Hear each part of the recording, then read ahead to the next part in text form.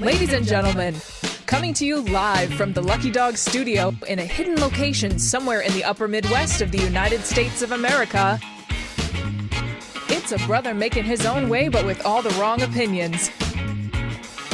Welcome to the Morning Night Live with your host, the one and only P-Dog Knight.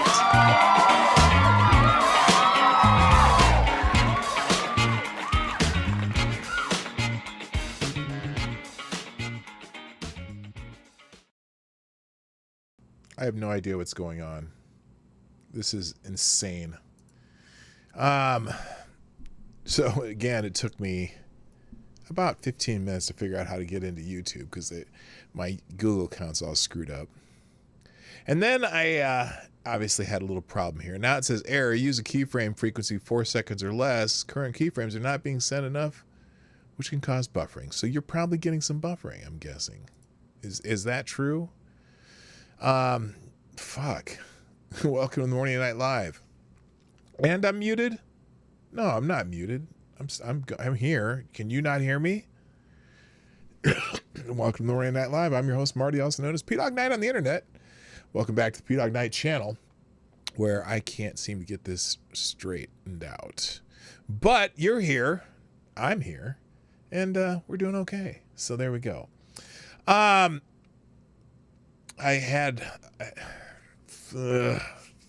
tell you, the frustrations with the technology part of this are getting to me. So I don't really have this even out on, I didn't put it out on X. I didn't post this anywhere. So you guys get here just from notifications. Thank you for showing up. I do appreciate it more than you know. A lot of you just here every time I open up a show. Somnambul Nation joined P-Dog Knight for his 8th attempt at the Morning Night Live. Yeah, that's great. That's perfect. And Gunfox is getting it started. We're going to talk a little bit about what's going on with obviously the campaigns. Donald Trump showed up. He's been out of the limelight for several days since the debate and showed up. And Joe Biden's hosting the NATO Summit because, you know, he's the what did he say? He said he didn't. I don't think he meant it like Al Gore, but he said I'm the one who came up with NATO, or I created NATO, or I don't know what he said in that debate. It was the dumbest shit I've ever heard. I think he meant he was the one who's helped expand NATO, which is that a good thing too? Are we expanding NATO? Is that our new goal now to, you know, encircle Russia even more? But and then there's just been some interesting celebrity kid pop-ups happening. So we're gonna just go through what I have open. Hopefully this stream continues to run. Yeah, YouTube's killing me. I don't want to open the widget. What do I mean open the widget? I can't open the error. Please use a keyframe frequency of 4 seconds or less. Current keyframes are not being set often enough, which can cause buffering. Well, my keyframe setting is at 1, I think. Let's check out my output here.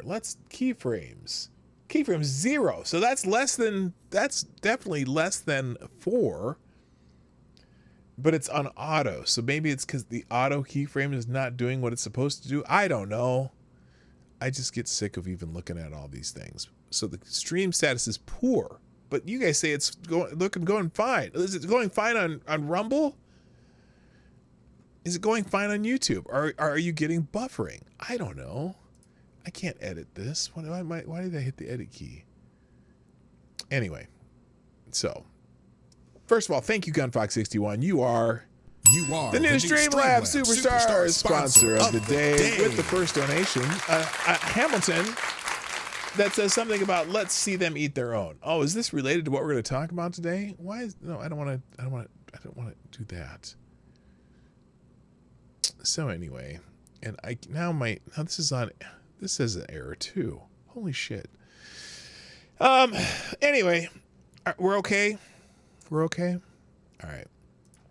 So let's open Gunfox's article. We'll just start with that. How about that? When you drop a Hamilton in the tip jar, you get to hijack the show. So we're going to just, before we even get into the main news, we're going to go straight to the hijacking of the show by GunFox61, who dropped us an MSNBC editorial. Oh, goodness gracious. Goodness gracious. And oh, this is not good. Thank you, JB. Why is that way up there? Here, let's put this back in the frame here. Or put me back in the frame here. JB says, dropping a 5 Canadian, says, so far been a good morning. Bought a shogi board, Japanese chess, which is difficult, but actually pretty fun. That's interesting. Is that similar? What's the game they play? There's a game they play in Korea. I think it's called Go or something like that. Is that similar to Go, or is that something completely different? I was watching one of those Korean dramas, and one of the plot points was they were playing Go all the time, but I don't know if that's the same or not. I don't know what shogi is, but cool. If you're into that, I like board games, like actual strategy games where you gotta, use your brain and not just kill things on the internet. I like video games too, but strategy board games are really good for your brain, I guess. So thank you. Anyway, so thank you for that 5 Canadian. Greatly appreciate it. And you are a great Canadian. I think that's right. Okay. All right, let's get into this first hijacking of the show by GunFox61. Oh my gosh, I have to reset this too. This is crazy. All right, let's get into it. Let's just do this. And I'll talk about news later, because this is kind of within the theme of the show today anyway. If I can get it to fit on the screen. There we go. Joe Biden has no vision. This is an MSNBC editorial. Oh, I got to say hi to everybody. I didn't say... Well, all right, let's just say hi to Avocados Diablo, who was first in the chat on Rumble, and he's the only one there, as far as I know. Well, it says there's 3 other people, but if you're not there, that's fine. Or if you are there, what did I do? What the hell did I do? Well, that's so weird. I'm looking at my own show right now. That's not what I want to happen. What the hell happened there? Good God, Marty, what's going on? What's going on? What's going on? I'm watching myself. On YouTube, first in the chat was also Avocados Diablo earlier, and I'm gonna stick with that.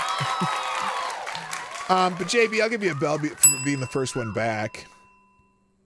But AD got the bell. And LOL, oops, that was old stream. Oh yeah, there's a whole kinds of mess ups here. Also, good morning, Attack Alpaca, Willie won't. Kara Soldiers in the house, Patio Furniture, GunFox61, the awesome administrator of the P-Dog Night Discord server. Lord Stanhope's in the house. Good morning also to Jaeger Pony, my favorite Canadians here. You hear me fine. That's good. And Johnny Boomer Tech, who's manning the board. Good morning also. Now What Studios, my friend Woo from high school. And Unacceptable Views is here. Good morning. And I think that's about it. Is that it? Nope. Annalyn is here. Hi, what's up, Annalyn? And Maddie's in the house. I hope you're feeling well, my friend. And I said, Willie, GB, Fox. Okay, we're good. We're good. And now we're down to 15 people. It still says I have a poor stream going here, but we'll just deal with it. We'll figure it out later. All right, let's get to the article that Gunfox dropped me, since he has dropped a Hamilton in the tip jar, and that means you get to hijack the show. And this article called Joe Biden Has No Vision. This is going to get me going, isn't it, Gunfox? Is that what your goal is? Well, maybe. Well, let's put it this way. There are a lot of people. I'm going to premise this because this is part of the show today anyway. There's a lot of people in the ranks of the Democrat Party who feel like, whoa, we didn't know about this. We didn't know Joe was this fragile and sundowning and all that stuff. And they're surprised, and they're like, wait a minute, we're losing to Donald Trump right now. The independents are leaving us. The Republicans are already up. We're even losing some Democrats, and we need to fix this. We need to win. We need to be in power. Right? Because democracy is on the line. They're going to destroy democracy, which, of course, the definition of democracy is our people in power. So they're really worried about democracy, aka our people in power. And so a lot of them are jumping ship. But meanwhile, the big wigs of the Democratic Party all pretending to have a very brave front, and they're all in for Biden and shit. And the thing is, I don't believe them. I think they're putting on a happy face. And behind the scenes, they're like, how the hell are we going to get him to quit? You know, do we need to call the Clintons? You know, I don't know what they're thinking, but I hope the FBI and the CIA doesn't realize, or the Secret Service doesn't get that reference. But anyway, they're trying to figure out how to convince him to leave while putting on a brave front that they want him to stay and beat Donald John Trump. So anyway, this MSNBC, which is usually the mouthpiece of the DNC, says Joe Biden has no vision. Biden has banked on fear of Donald Trump. Well, that's all they got, to the point of neglecting any serious policy agenda. Oh, they're mad about the policy agenda.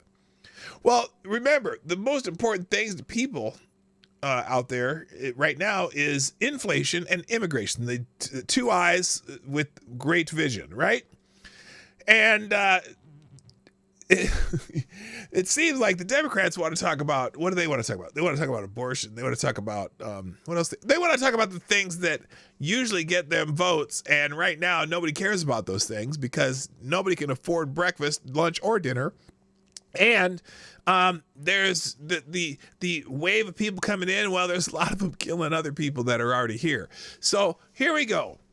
This is by someone named Zishan Alim, and he's an MSNBC opinion writer and editor.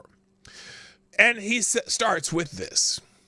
A few weeks ago, I received a letter from President Joe Biden that distilled one of the key and under-discussed reasons that I believe he is at serious risk of losing in November. Well, it's got the message. It's getting the message. To be clear, this was no personal missive. It was a fundraising pitch signed by Biden and sent out by his presidential campaign, presumably to people who might vote for Democrats in November. In this letter, Biden laid out his case to voters for supporting his reelection bid in paragraph after paragraph. Over the course of 2 pages, he sounded the alarms about former President Donald Trump. Oh, he went with the "you should fear Trump, vote for me" bid. He warned of Trump's campaign of revenge. No, Donald Trump has said revenge would be our best revenge would be to succeed as an administration, but that's okay. That we know what he meant. He detailed the threats. He also detailed the threats that Trump poses to democracy, which we know what democracy is, right? Democracy, again, when they use the word democracy, they mean our people in power. So yes, Donald Trump is a threat to democracy by their definition. Hello, 5D Corey, greetings from Southern California. Good to see you here, Corey. I'm welcome. That's a new name in the chat. I appreciate you being here. And if you hit that subscribe button, you'll find me Monday through Friday at the same time, same bat channel. And then also, if you can subscribe to me on YouTube, and my name's P Dog Knight on everywhere, even though my name's really Marty. Everywhere, if you want to follow me there, I'd appreciate it. All right. Let me pause. Avocados Diablo has a small bullet in the tip jar. Thank you very much again, by the way. Who says, Avocados Diablo says, I wouldn't worry, P-Dog, if the Secret Service came after you for saying, I hope they don't call the Clintons, quote unquote. They would first have to admit the Clintons kill people. And what are the chances of that? Well, you're right. There you go. That's a very good point. I get a little extra bell for that. Yeah, they would have to admit that what is it? Arkancide. They call it Arkancide. They would have to admit that Arkancide is a thing, and I don't think they will. Anyway, all right, moving on. So anyway, he detailed the threats that Trump poses to democracy. Again, definition is our people in power, and the rights and social services that Americans currently enjoy. He called for help in debunking MAGA lies. Biden's case against Trump was sound. Really? Then you know he didn't write it. But something was missing. Joe Biden's case for himself. He allocated just one sentence at the bottom of the page to discussing his legislative accomplishments. Okay. Yeah, they passed some stuff. I wouldn't necessarily call them accomplishments. Anyway, as for his future aims, buried on the second page were 3 bullet points explaining a handful of things he planned to do if he wins a second term. Ban assault weapons, cap insulin costs. I thought he already did that. I thought he already capped insulin costs. And increase taxes on just the billionaires. The rest of the note returned to talking about the fight against Trump and the importance of mobilizing for November. Biden's fundraising letter typifies a broader trend. His campaign relentlessly issues warnings about Trump, and there is much to warn about, but it's thin on what he would do with his own time in office. His inaugural re-election campaign video opened with footage of January 6th and focused overwhelmingly on the menace of Trumpism. Yeah, I think most people, except for in a demagogic kind of way, have moved on from January 6th. I think so. But maybe they haven't. Because I know they don't think it's the... But I watched a video the other day, and I forgot all about this. But Kamala Harris stood and looked at the camera. And here's what she did. This is how she started whatever she was talking about. She said, September 11th, 2001 and January 6th, 2021. 2 of the worst days, of the darkest days in America. I'm like, look, a riot at the Capitol where, look, Kamala Harris is one of the people who were encouraging all the riots, not even a year before that January 6th thing, right? She's the one who's touting the bailout funds and all these people were dying, they're burning buildings in different cities and all this shit. And she was kind of encouraging that. And then she's going to come up here and talk about January 6th. Of course, at least in January 6th, the people who were there had the right target. Because none of those people burning, all the buildings on Lake Street in Minneapolis, who were they hurting? They weren't hurting anyone. They weren't hurting the police. Of course, they did burn down one police precinct. But who are they? What could any of those people whose shit you burnt down do for or against you? Go talk to your politicians. Burn their office down or some shit. Okay, disclaimer, don't go burn down anybody's shit. I'm just saying, you know what I mean? Anyway, thank you, Avocado, another small bullet, who said, I received a letter from Joe Biden last week. Oh, you hopeless imbecile. Joe did not even lay eyes on that letter, let alone write it. Yeah, exactly. All right, let's continue on this little, I don't know what to call this editorial. Biden's fundraising letter typifies a broader trend as campaign relentlessly issues warnings about Trump, and there is much to warn about, but it's thin on what he would do with his own time in office. His inaugural re-election campaign, I botched that twice. I Bidened that twice. Campaign video opened with footage January 6th focused overwhelmingly on the menace of Trumpism. His campaign's leading social media account on X is laser focused on dunking on Trump or talking about how dangerous he is. A central theme of his and his Vice President Kamala Harris' public commentary is protecting abortion rights from further erosion under Trump. Even though Biden announced his re-election bid over a year ago, up until a few weeks ago, his campaign website didn't even have a policy section, unlike Trump's. The site headline argument was that the need to support Biden to keep Trump out of the Oval Office. In recent weeks, Biden websites has added an issues section, but it remains anemic. More on that later. Again, preventing another Trump presidency is an essential part of the case for Biden's re-election, but framing the case almost purely on those terms neglects an essential task of any political candidate, clearly communicating an agenda and building a mandate for that agenda. The problem they just had there, he said, clearly communicating an agenda, which Biden cannot clearly communicate. Well, he kind of can if he has the teleprompter working or his note cards, but boy, oh boy, don't let him speak extemporaneously. See, I could say that word. Where was I? Now, what should Americans expect and get excited about when casting their ballot for Biden other than this guy is not Trump? Well, that's all you got. Banking on dread of Trump isn't working as an election strategy. The president has trailed Trump in national polls and in polls of swing states since last year. I know one thing he could do. He could say, well, we're gonna reinstate all of the immigration policies that were in place when I got into office, and we're going to fix this immigration thing once and for all. Oh, wait. Those are somebody else's policies. Never mind. Anyway, banking on the dread that Trump isn't working as an election strategy. The president has trailed Trump, blah, blah, blah. Oh, this is funny. Okay, they keep saying this. I'm going to read this sentence over.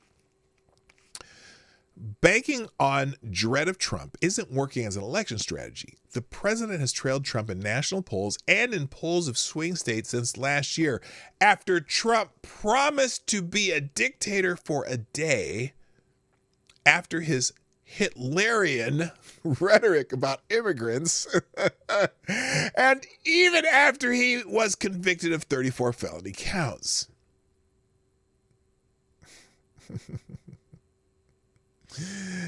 Polling indicates that for less politically engaged voters who outnumber highly engaged voters and who lean toward Trump, economic concerns outweigh concerns about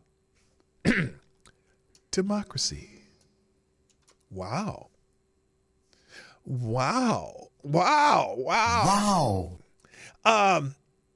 Wow, people are worried about their pocketbooks, about their savings, about their retirements, about things economic. God, that's amazing. And Biden is really talking about that. He claims that he did the most jobs of any president ever in our first 3 years, blah, blah, blah, blah, blah. But they keep lying about the jobs numbers. That's funny. But anyway, okay, here we go.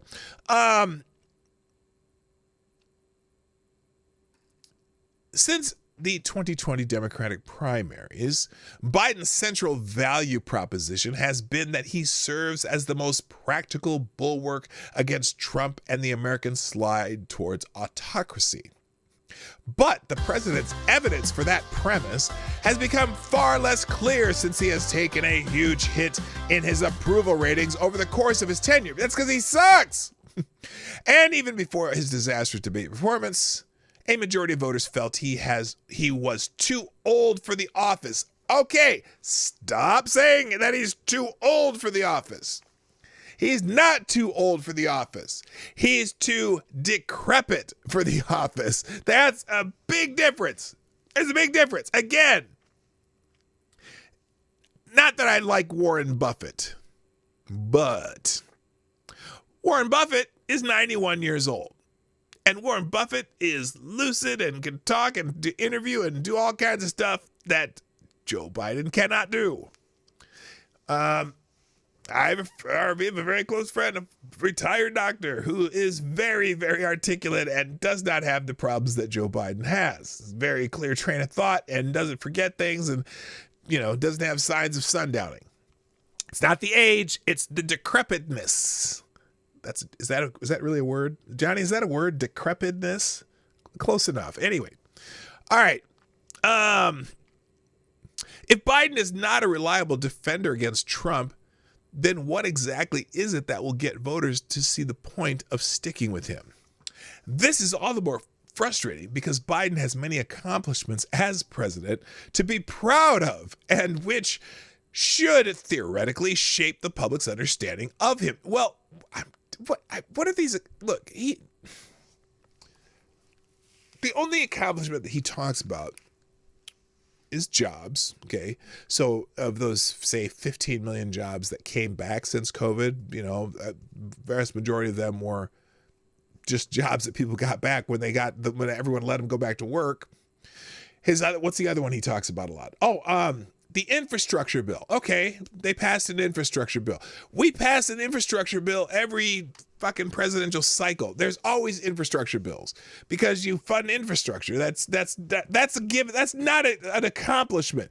And in fact, on that infrastructure bill, they had $40 million or $40 billion with a B. $40 billion with a B for like, for example, internet access, rural internet access. How much rural internet access have they done or even started or even talked about since the 3 years since they passed the infrastructure bill? Nada. Zero. Okay? They had billions of dollars for charging stations. How many charging stations have they built? Like 5 in Ohio. That's it. So unless people actually see things happening. Yes. Oh, there's summer road construction? Well, that's new. I've never seen summer road construction before on the interstate highways and byways and bridges and shit. It's not like they don't do that stuff all the time. So nobody cares. What's the other one? Let's see. There's a third thing he always talks about. We'll get to it. Anyway, Richard Head, how you doing? Good to see you, Dick.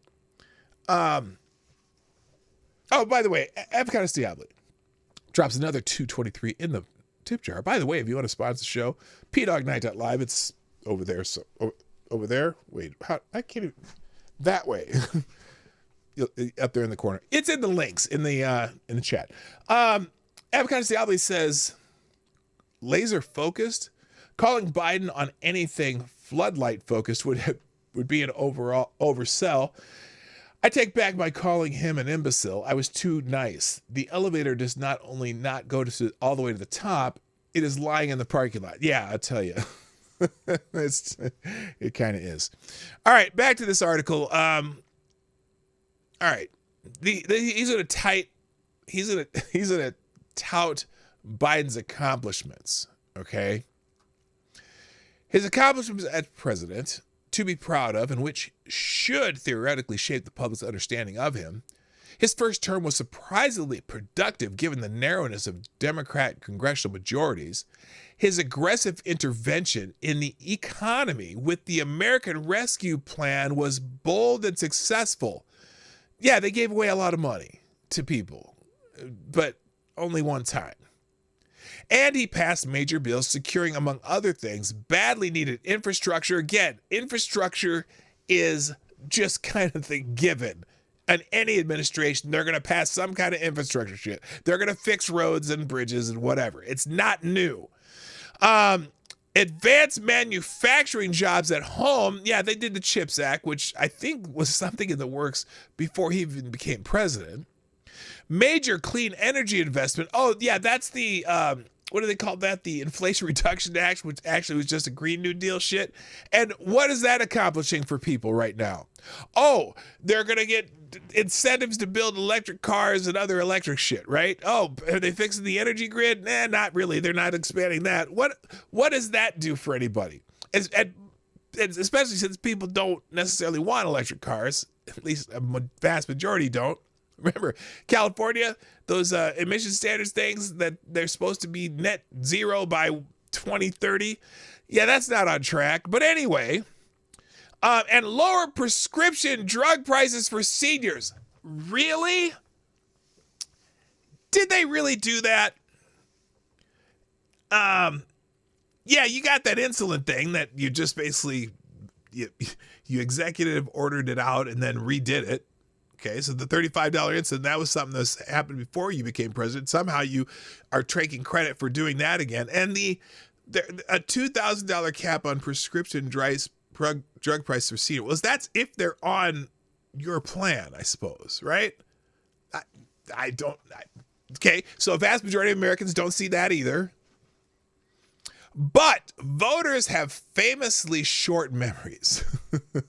Polling shows that huge swaths of Americans are unaware of Biden's signature policy achievements, and some even credit Trump for passing Biden's infrastructure policy. A New York Times Siena College poll taken earlier this year showed that more than twice as many voters think Trump's policies helped them personally compared to with Biden's. Okay, look, if someone polled me and said that, I would say, well, I don't know how either of them actually helped me. All I know is that when Trump was in office, inflation was here. I'll put it on the screen. Inflation was here.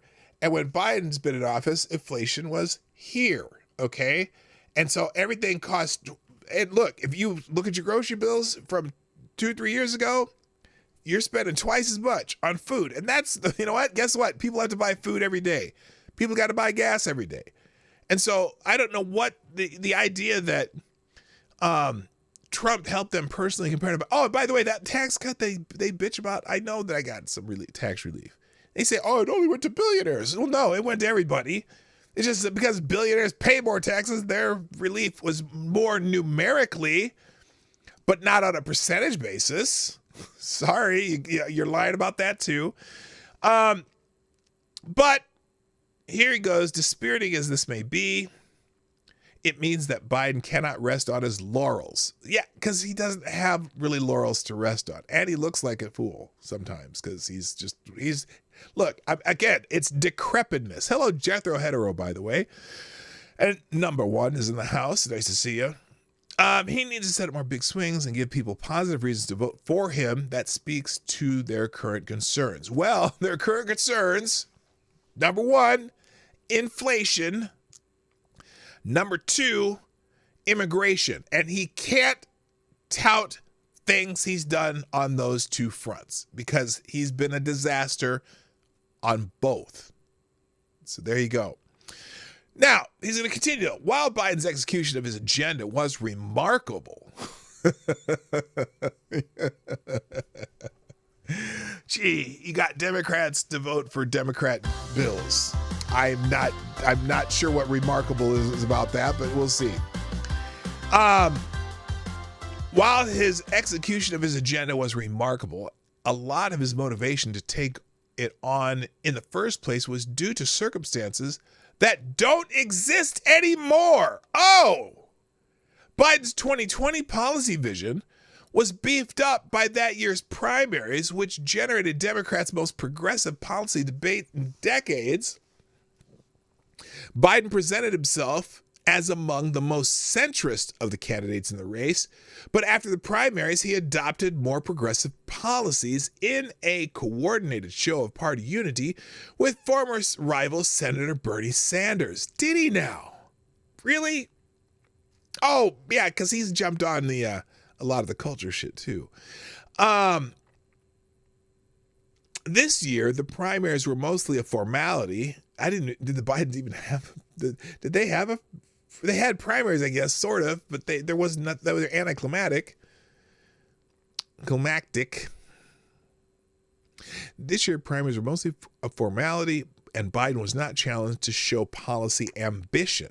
Additionally, Biden took office during the pandemic, and his advisors counseled him to spend aggressively to avoid the mistakes of former President Barack Obama's response to the 2008 financial crisis.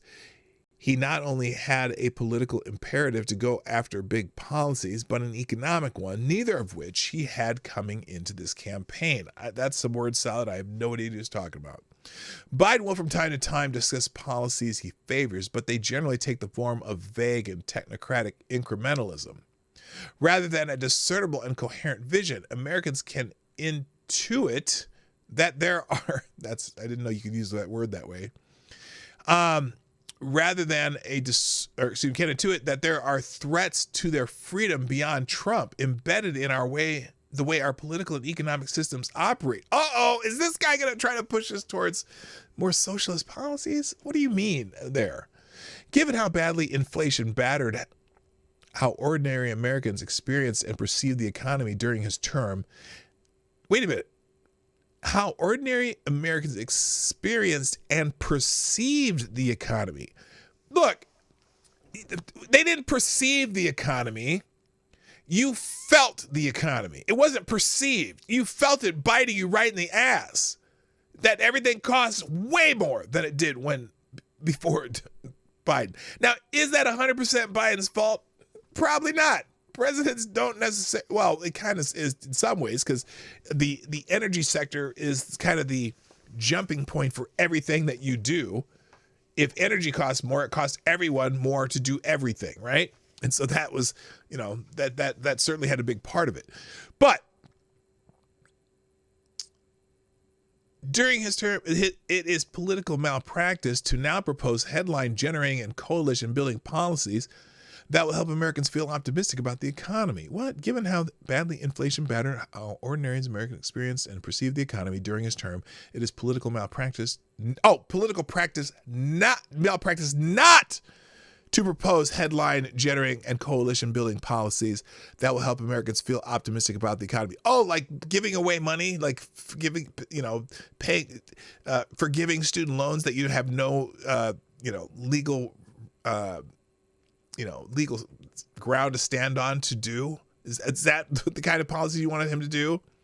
Here it is. Oh, and this goes into Obamacare. He says, what happened to Biden's support for the public option, which has the potential to set in motion a revolution in reforming our barbaric and exorbitant healthcare system? Barbaric? That's a weird word to use. Better yet, I mean, look, I know that our system has its flaws, but so does every system, okay? Our so-called barbaric system still gives everyone health care in certain ways. And is it perfect? No. Is it innovative? Yes, because just the way it's just the nature of the beast. Better yet, why not shoot straight for Medicare for all? Yes, let's just give away everything. In fact, you know what? Let's do Medicare for all and make sure every single illegal border crosser is eligible for it too. Of course, the thing is, though, we are. I'm getting frustrated here. Hello, Nunya Beeswax. Those ain't real, dude. By the way, thank you again, Avocados Diablo. Another small bullet in the tip jar says, hold on. Did he just conflate a survey that said 2/3 of people think Trump policies help them more than Biden's with, quote, people think Trump passed the infrastructure bill, end quote? Yes, he did. Absolutely, he did. He did. And it's like, that's not, look, people knew what their plight was during the first 3 years of Trump, okay? Most people with a brain will take that COVID episode and realize that was something that affected everybody in a very negative way. And the idea that you can blame it on Trump, all of their idiot talking heads were on board with everything they did during COVID because they worship Dr. Anthony Fauci. And we did everything Fauci recommended. Now, a lot of people forget that Dr. Anthony Fauci kind of also fucked up the beginning of the AIDS stuff too. And I remember when the activists hated Anthony Fauci for that. But suddenly Anthony Fauci is supposed to be this, he's the science. I am the science. Well, we listened to the science, and now we're figuring out, well, maybe the science wasn't all that great, and we didn't have enough of the science, and we suppressed a lot of the other science, and we didn't. In fact, the science may have caused the whole damn thing to begin with. But we weren't supposed to talk about that. But people know, though, that, you know what? Oh, gee, a lot of people perished under Donald Trump, but yeah, just as many people perished under Joe Biden. And now we know that, you know, whether you got the juice or not, people with the juice are dying. Well, the mortality of people with the juice, as a new survey or new study has confirmed, is higher than the people without the juice. So that's a whole other thing. Let me just keep going here. But yeah, better yet, why not shoot straight for Medicare for all? So they want to do centralized government medicine. Universal health care, paid for by the government, controlled by the government. We know how good, by the way, we know how well the government does running certain things, don't we? And I think the Americans, depending, and I know people in other countries have, universal health care. And honestly, the jury is out on those. I mean, they can't believe that we pay for health care, but then they also realize how long they wait for certain things, certain treatments, whatever, which again, insurance companies here cause those problems too in a bit, but overall, most Americans are happy with the health care they have. And the idea of look, it's so funny when Joe Biden talks about trickle-down economics, but then he wants government-run trickle-down healthcare. Just saying. It continues here. Better yet, why not shoot straight for Medicare for all? What about aggressively lobbying for a higher minimum wage?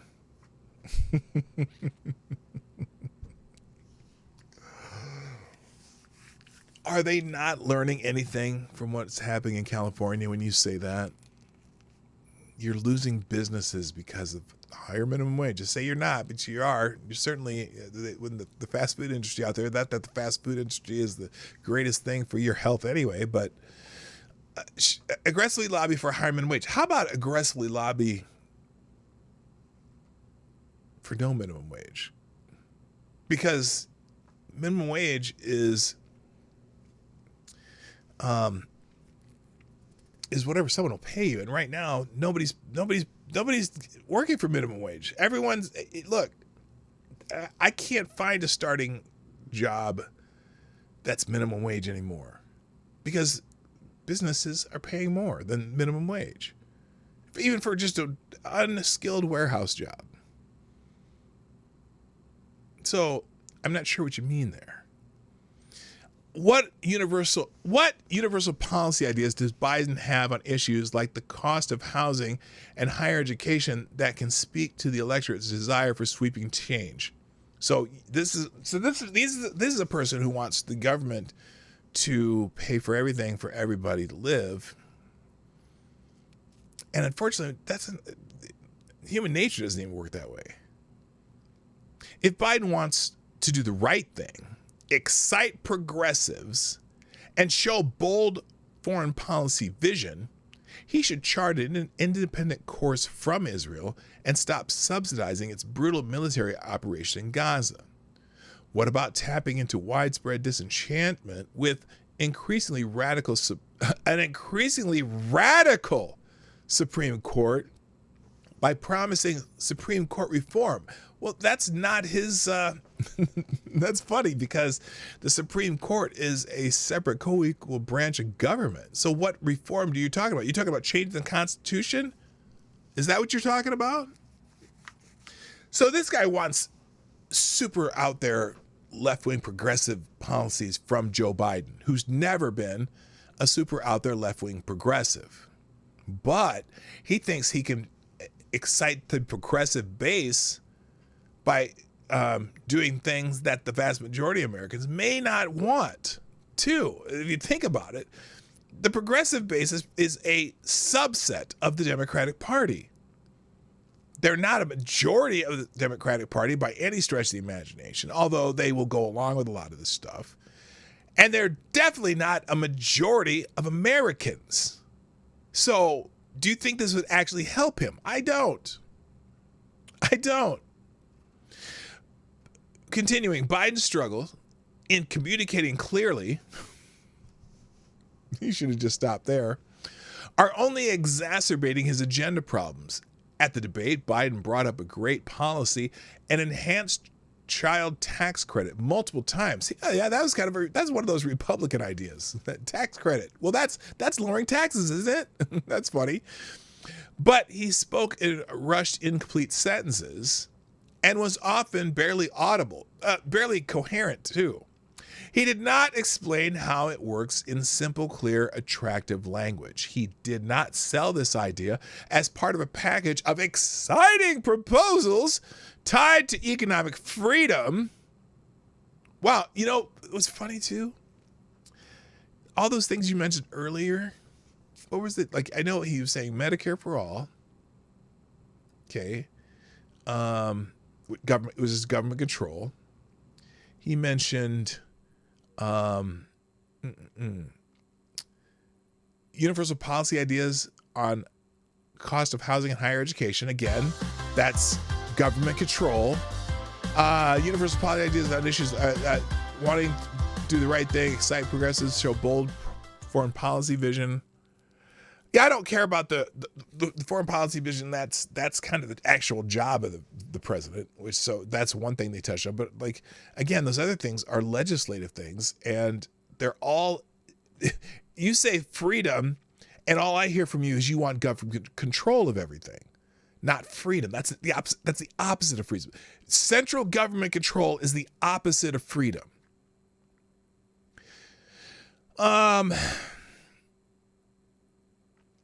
He did not sell this idea as part of a package of exciting proposals tied to economic freedom, but instead jammed it into a rushed list of policies that are hard for non-policy wonks to follow as he scrambled to play defense against Trump. One can't help but feel the Biden campaign is sleepwalking. Well, his nickname is Sleepy Joe, right? Just as Biden is out of touch with voters, widespread doubts about his ability to serve another term, he is also out of touch with how to renew their faith in him as someone who can deliver a better future, a future worth organizing for, funding, and mobilizing to make into a reality. If Biden does not step aside, and he's adamant that he won't, then becoming assertive and ambitious on policy is maybe the only thing he can do to re-engage with the public that's dangerously cool on him. It may not be enough to save him, but Americans deserve a better campaign than, hey, at least I'm not a fascist. Oh, God. Anyway, so that's the article by this young gentleman who seems to think that moving toward the squad would make Biden more popular. I'm not buying it. All right. Thank you, Avocados Dalby. Another small blow of the tip jar. And you are the new Streamlabs Superstar sponsor of the day. Oh, I never reset yesterday's, did I? Well, that was dumb. Well, you are anyway. Who says, once you have Medicare for all and the government becomes the sole payer of and place you can get health care, they lose all negotiating power. If services up the price, the government can't not pay it. If they did, suddenly you have no coverage and revolt ensues. Well, that's just it. You're going to lose doctors too, if that system, because it's not that they can't pay it. If they won't pay it, then you lose the service. You know what I mean? They'll just stop doing that service. So it's anyway.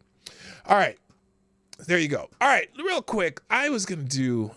Well, here, let's do just the general news stuff real quick.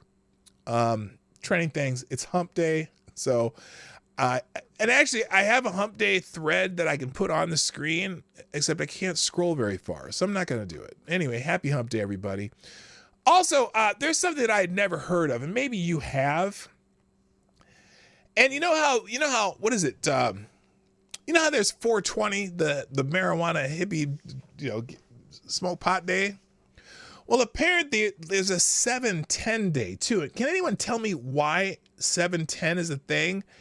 And apparently these people, it's some kind of, oh, by the way, it's not crystal meth. I thought these people were all smoking meth, but this is some sort of hemp oil or some crap that they're smoking now that has THC in it, because they call it 7/10 day. I don't know what it is. So anyway, happy 7/10 day to those people who are intent on getting high, I guess. I don't know. So that was trending. And also, Nikola Tesla's trending day. Today is Nikola Tesla's birthday. On this day in 1856, Nikola Tesla was born, Serbian-American inventor and researcher, and one of the greatest scientists of all time. So happy birthday, Nikola Tesla. By the way, somewhere, watch this. Nikola Tesla is somewhere laughing right now. Can we all just agree that it's a scam at this point? So apparently this is this is funny. So this is an electric charging station somewhere in the hinterlands of somewhere. And here's a video of this electric charging station out in the middle of nowhere. It's an electric charger for an electric car. And right there, that is a diesel-powered generator. Apparently this in run Australia. Electric charging point for your car. That generator runs 24 hours of the day, 7 days a week. It's an electric charger. There you go. Now, if Joe Biden, 710, rotated reads oil. Oh, got it. So I wonder if the weirdos with the orange paint are gonna go start splashing paint on everybody because it's called oil, right? Anyway, so there you go. 710 day means oil, which is the they have some kind of hemp oil that has THC that they smoke now. Just the innovative ways of getting high. There you go. Biden has brought you some innovation in the world. Other things trending. Barron Trump is trending, and that's because Donald Trump is back on the road and campaigning. I guess I don't know where this was, but he got introduced by Dad on the campaign trail, and to quite a warm welcome from the crowd at Donald Trump's rally. Here it is. Maybe. A very young man. All 6'8" of him. He's now going to college, got into every college he wanted to, and he made his choice. Okay, wait a minute. Did Donald Trump just say Barron got into every college he wanted to? Now, I understand that Barron Trump is a very smart kid, but let's just be real. When Dad can just write the check, most colleges are going to accept you. But anyway. And he's a very good guy, I'll tell you. You know, I'm not allowed to call them boy, but he is my boy. He's my boy. They're all my boys, right? When you have sons, you can be any age. They're your boy. They're always going to be. And he's a very special guy. Barron Trump. This is the first time he's ever been. Barron.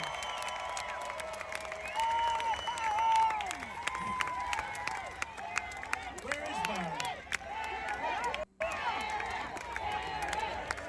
Look at him.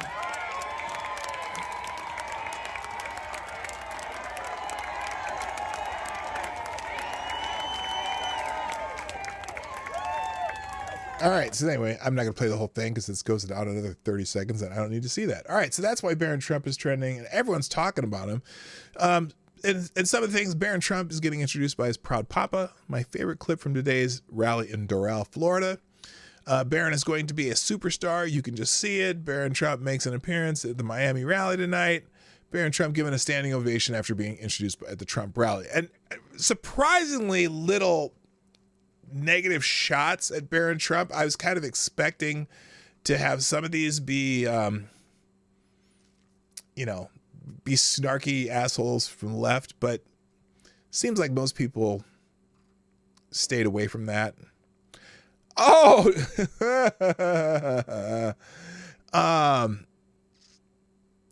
except for, let's see, Mike Singleton. No, he didn't do anything. All right. Anyway, so that's why Barron Trump was trending. Also, what else is going on?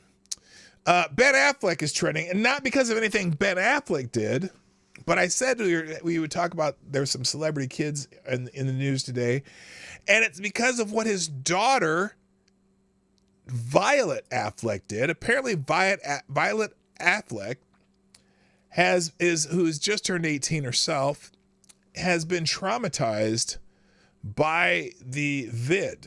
And so she was at the LA County Board of Supervisors demanding mask availability, mask mandates in hospitals, and clean air in all government buildings, including jails and detention centers. So that's interesting. So we'll just watch a little bit of this interesting little clip here of Violet Affleck yelling at the Los Angeles County Board of Supervisors. Hi, Violet Affleck, Los Angeles resident, first-time voter, I'm 18.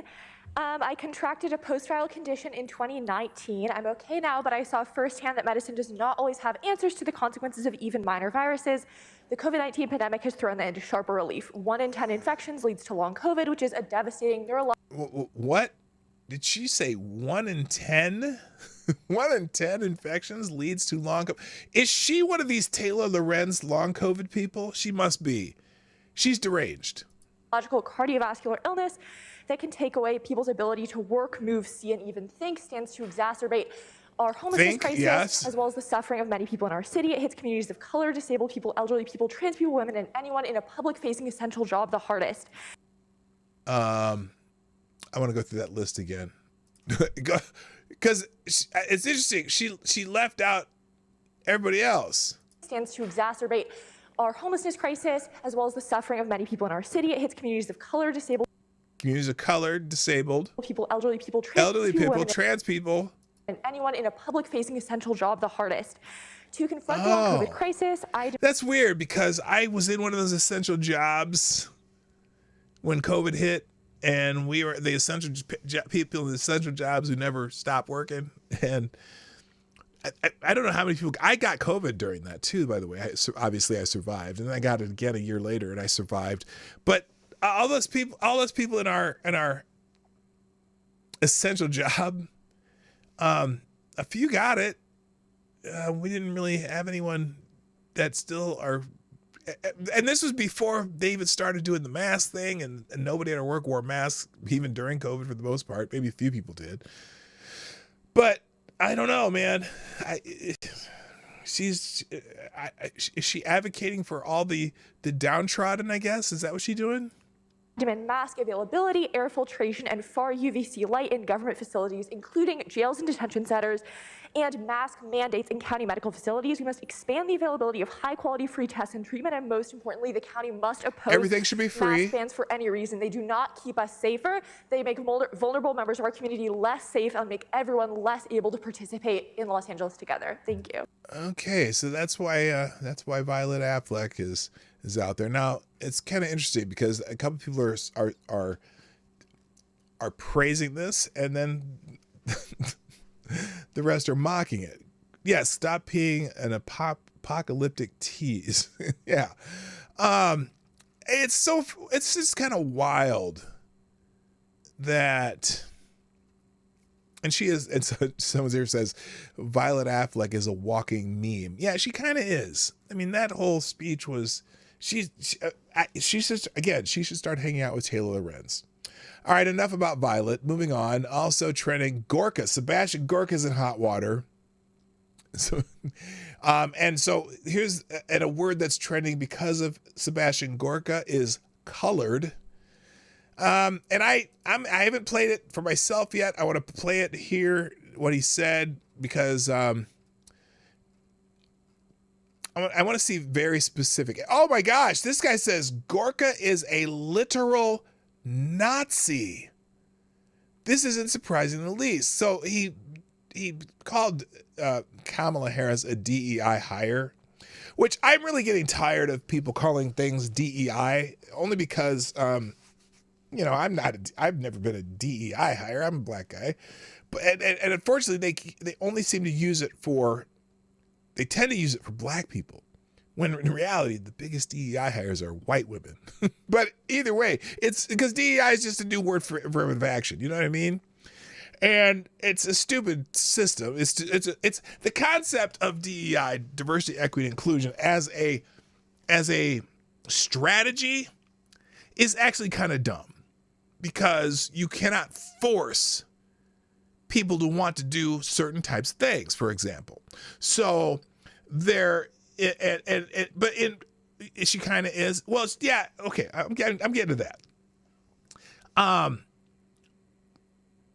But from the Biden perspective, it kind of was. He said, he wanted a woman of color as his vice president. He said he wanted to put a black woman on the Supreme Court.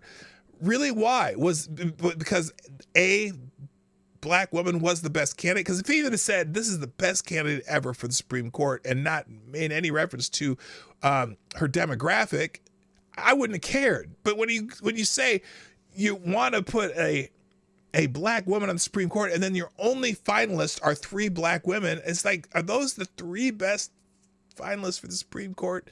Out of all 350 million people, are all 25 million possible lawyers and judges and whatever. Was that really it? Or you just said the black woman because reasons? Like what? So anyway, oh no. I've kind of seen. You said they chose her specifically because she was a black woman. Oh no, because Kamala Harris isn't a black woman. That's just the thing. At least, like, okay. Black Americans are typically people who are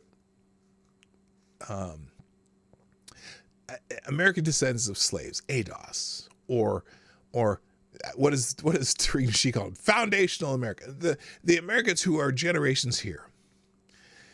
Kamala Harris is Indian. All the rest of her career, she was the first Indian this and the first Indian that, and I mean call center Indians, not casino Indians. She was always the first Indian this, first Indian that, and her father was a Jamaican, so she's Jamaican and Indian. So most black people would say, well, she went to a historically black college, but she's not really black. And plus, her family owned slaves. So anyway, but she's perceived as black when they need to have that particular check mark checked. So yes, she was a diversity hire. So I understand why you might say she's a DEI hire, but I'm tired of people saying that. Okay, everything, because there's certain things that people who are elected, let's say Cori Bush, for example, who got elected in her district for Congress, and then someone says, oh, she's a DEI, this, that. No, she just won her district because that's her district. So there's times when it's used appropriately, there's times it's not, but it's getting to be kind of overused, well, anyway, let's see what Sebastian Gorka here says that's got everybody riled up, because there's 2 parts of this that got people riled up. Biden, it's not up to Joe Biden.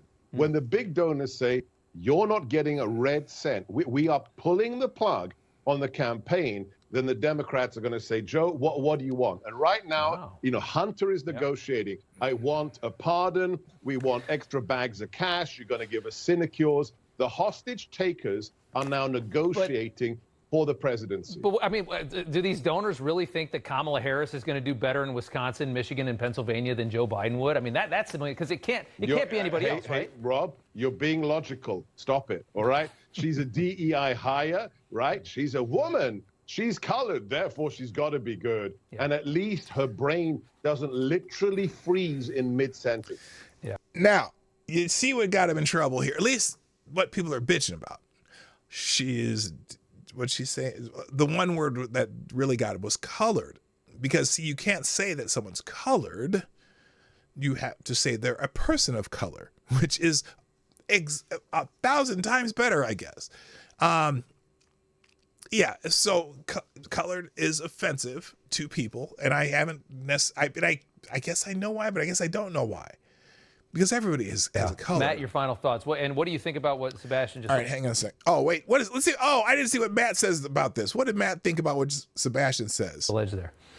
Yeah, I think there's been some pretty good analysis, and one of the main questions I keep getting is what's going to happen to the money they've raised? And there's been some analysis on that, and it's pretty clear that if Joe Biden's the nominee... So anyway, he did compliment her. I missed it. I didn't miss it. So anyway, so that's why Sebastian Gorka and colored are both trending, because he used the word colored to describe Kamala Harris, which, yeah, he chose her for vice president because she was a woman and of color, not colored, not colored. She's of color. Let's make that distinction, a distinction without meaning. All right. And the other big thing trending in right now is John Deere, the company that builds tractors and lawnmowers and shit. And so apparently there was some company called the Tractor Company or something that had this big DEI policy, and they were talking about, Pride Month and all this other stuff. And people got upset, and now they've decided that they're not going to be they're just going to focus on selling tractors and farm equipment, right? Well, now John Deere, which is currently about to send a bunch of jobs to Mexico, they've announced mass layoffs in the Midwest amid a production shift to Mexico. John Deere was famously had their plants in Illinois and Iowa, and now they're going to lay off 600 people and move some jobs to Mexico. Well, Robbie Starbuck, who's a internet personality, and I don't know what he does other than that. Let's see. Robbie Starbuck is new film streaming, War on Children, Cuban American, used to direct stars. Now I Fight for Freedom. He's a right conservative activist type person. Well, he did this really long thread on John Deere and their what would you call their DEI policies, their progressive policies. Now remember what John Deere is. Okay, again, they make tractors and farm equipment. And I would venture to guess that their customer base probably isn't, let's just say there probably just isn't all that progressive, right? They're farmers. But for some reason, John Deere has some very aggressive DEI, LGBTQ, LMNOP, etc. policies. And it's hard to understand, but it's probably because their CEO is into that stuff. So I went through the thread last night. I don't have time to do it today. But let me just give you the beginning part of this, and we'll go from there. So he says, it's time to expose John Deere.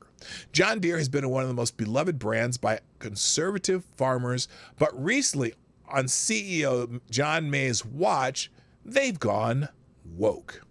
Here's some of what we found. And the thread goes through this very thoroughly, but this is the summary. First of all, they've funded a pride event for kids as young as 3 years old. What? They funded a pride event for kids for as young as 3 years old, from 3 to 10, like some kind of special pride thing. Like as in the sexuality of 3 to 10-year-olds, which there is no, that 3 to 10-year-olds don't have sexuality. Go figure. They also, in their corporate training, used the genderbread man.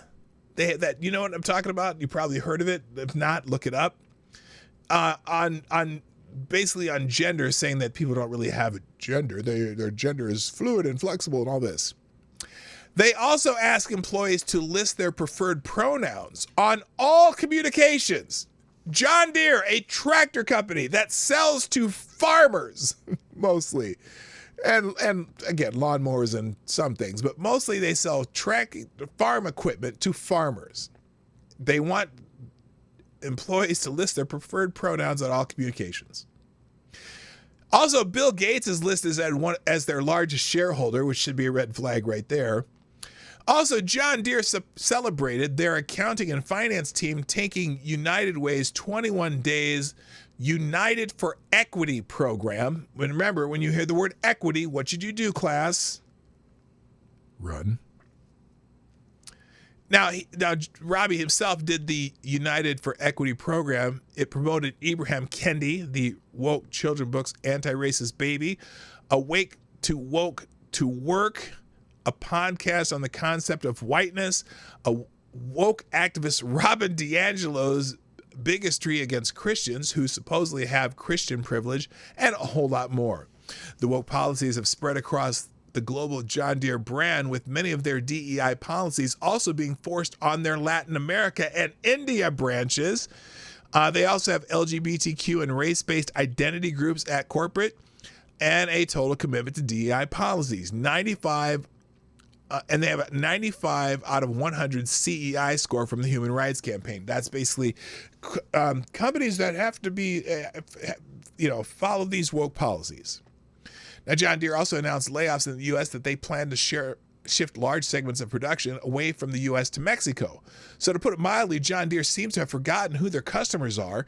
Having a farm myself, I'm disgusted that a once great American brand is now taking this turn to seemingly embrace leftist policies that are diametrically opposed to the values of most farmers. Now, what's unknown is whether CEO John May is knowingly forcing these policies or if it's gotten out of control and he's out of the loop now on how bad it is.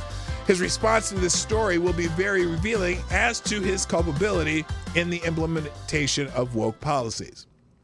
This report is only the beginning. We have so many pieces of news to report that it's going to take weeks, maybe months to report it thoroughly. I plan to report on what we found piece by piece so customers and potential customers are informed of the brand's policies. If they are proud of adopting woke policies, then John Deere and their CEO should be overjoyed by my reporting on their policy position, donations, and culture.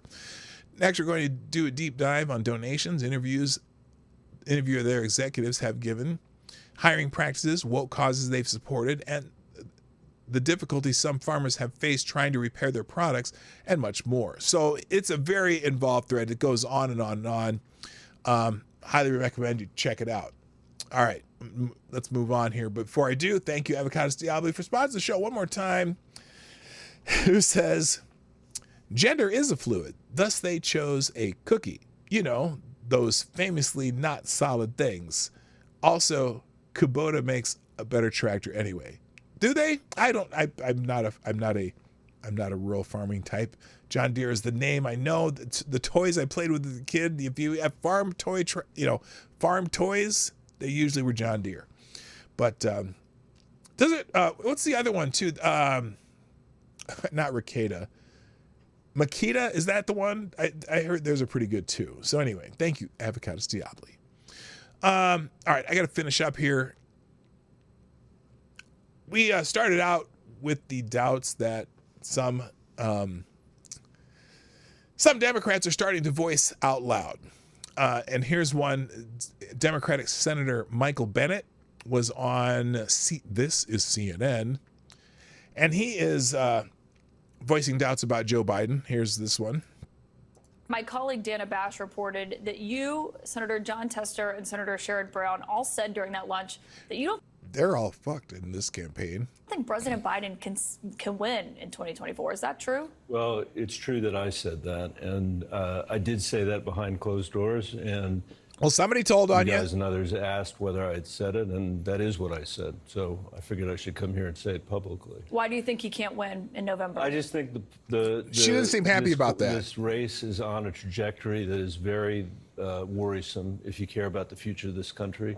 Joe Biden was 9 points up at this time, the last time he was running. Hillary Clinton was 5 points up. This is the first time in more than 20 years that a Republican president has been up in this part of the campaign. Donald Trump is on track, I think, to win this election and maybe win it by a landslide and take with him the Senate and the House. Wow. So for me, this isn't a question about polling. It's not a question about politics. It's a moral question about the future of our country, and I think it's critical. So you're saying that Americans, if they do continue on this track and Donald Trump wins in the House and the Senate, turn over to Republicans, are you saying that it's immoral, Mr. Bennett, Senator Bennett? I'm just curious what that meant. I'm just curious. That's I'm reading between the lines, people. It's really important for us to come to grips with what we face if together we put this country on the path of electing Donald Trump again. So he's not confident. And then there's others too. Oh, by the way, I want to get into the NATO thing. I'll do that tomorrow. I don't have time. But George Stephanopoulos, remember him? He interviewed the president recently. And he's walking back some comments he made. George Stephanopoulos says, I don't think Biden can serve 4 more years after the ABC interview. So, does that mean if you vote for Biden, that means you're voting for Kamala Harris? ABC News anchor George Stephanopoulos Stephanopoulos admitted Tuesday that he does not believe President Biden can serve out a second term days after conducting a closely watched interview with the commander-in-chief following his disastrous debate performance against Donald Trump last month. Now remember, I said too, that whole interview was like George trying to tell Biden, hey, don't you think you should drop out? Do you think you should drop out? But do you think you should drop out yet? Do you think you might be too old to do this? You might be too decrepit to do this. Do you think you should drop out? That was like the whole interview. And Biden was just like, please get this fly out of here. For 20 minutes, he was doing it. Anyway, Stephanopoulos was recorded in a video obtained by TMZ answering a question from a passerby in Midtown Manhattan about Biden's political future. Do they have that video? Oh, they don't even have the fucking video. I want the video. Here, hang on. There's a link. Let's go to the link. Click that link. There we go. TMZ. Exclusive from TMZ. Biden can't serve 4 more years. Oh, he's out there a little casual now, isn't he? Here it is.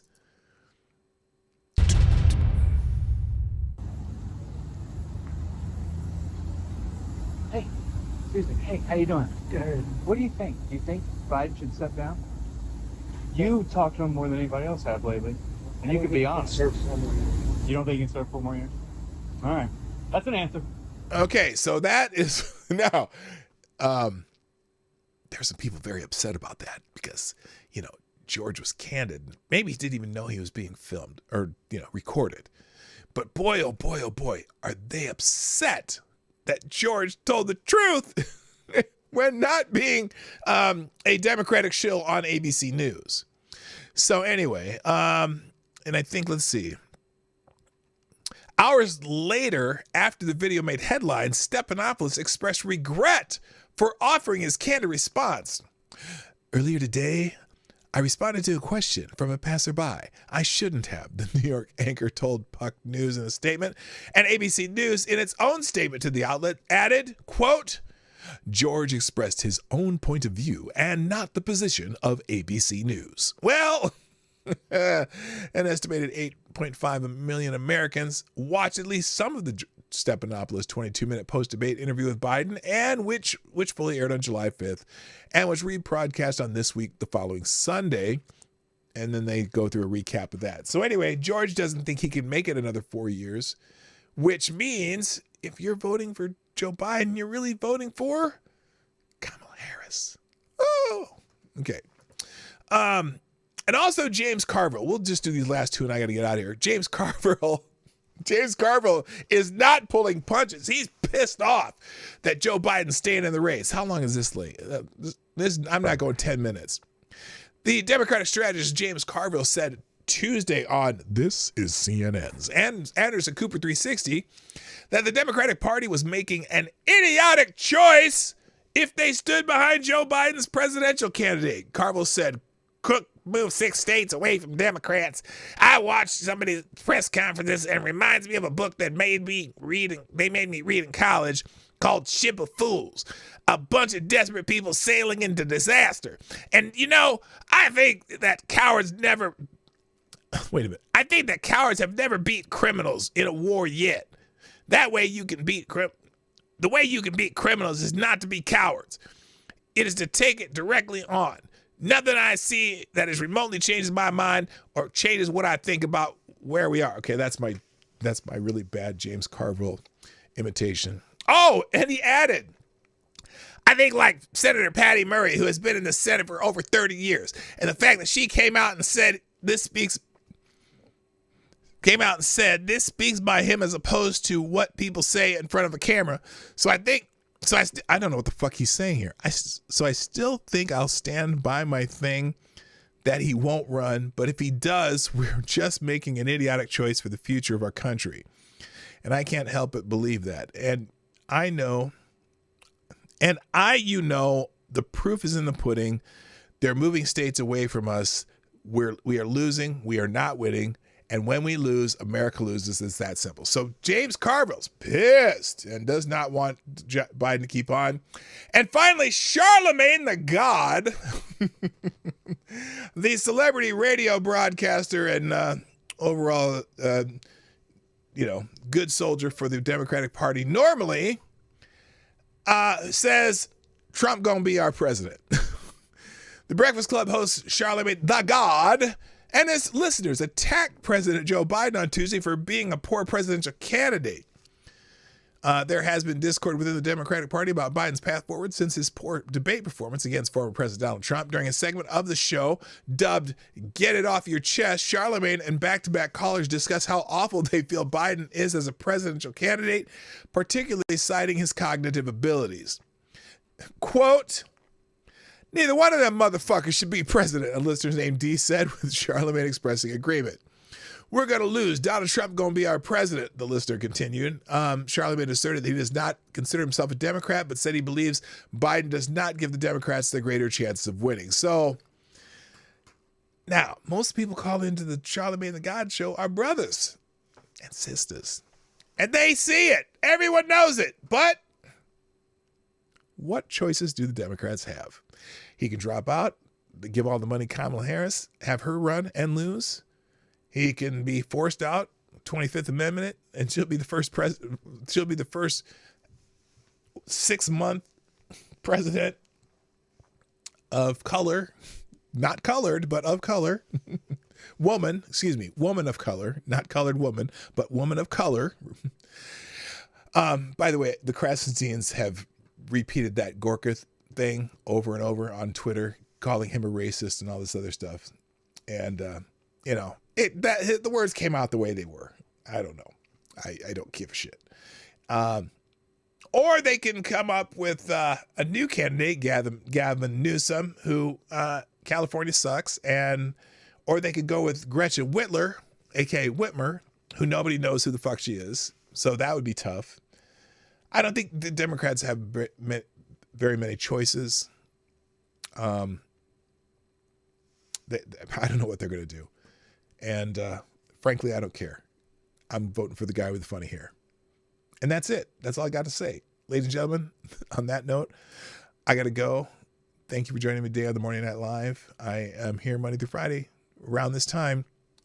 Please, thank you for all the people who support the show, particularly Avocados Dabbly today and Gunfox61 and JB with the Canadian Super Dollars. So, thanks for everyone being in the chat. Share the stream afterwards since I didn't get to share it before. I got to go. My name is P-Dog Knight, and I am out of here. I'll drop all the links. There's a bunch of extra articles in the links today, too. You can check those out. Bye-bye! Hey, this is P-Dog Knight, and thank you for watching today on the P-Dog Knight channel. If you have an observation or remark you'd like to make about this video or my channel, I absolutely welcome you to write it in the comment section down below. I really look forward to hearing from you. And before you go, if you like what you saw but you're not already subscribed, please make sure you hit the subscribe button and definitely click that bell that pops up afterwards so you'll be notified when I post new videos or when we go live. I broadcast my live show, The Morning Night Live, Monday through Friday at 10 o'clock Eastern, 9 o'clock Central. A special thank you to all the supporters of this channel who share our videos on social media and who make donations through Streamlabs, YouTube, Venmo, and Cash App, which are all linked in the description down below. Thanks again, and until next time, I'm P-Dog Knight, and I'm out of here.